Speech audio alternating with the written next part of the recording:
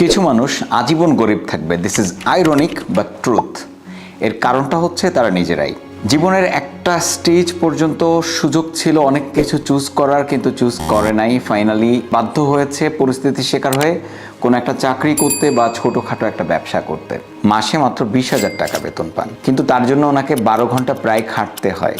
উনি যখন রাতে বাসায় ফেরেন খুব এক্সস্টেড হয়ে, কখনো কখনো নাইট ডিউটি পড়ে, শিফট ওয়াইজ কাজ করছেন। তো ওনার এই পেশার বাইরে আর অন্য কিছু করার সময়, সুযোগ, শারীরিক এনার্জি এবং ওনার সদিচ্ছা কোনোটাই কিন্তু আর থাকে না। আবার কেউ ছোট একটা ব্যবসা করছে, হতে পারে মুদি দোকান অথবা একটা ছোট ওষুধের দোকান অথবা অন্য কোনো ব্যবসা ছোটোখাটো, যেটা থেকে তার সংসার চলছে। সে সকাল থেকে রাত অবধি কাজ করছেন, সময় পাচ্ছেন না অন্য কিছু করার। আবার এই প্রফেশনটা সুইচও করতে পারছেন না। উনি যে প্রফেশন চেঞ্জ করবেন, ভালো জায়গায় যাবেন বা ভালো কিছু করবেন, সেই সুযোগটাও নেই।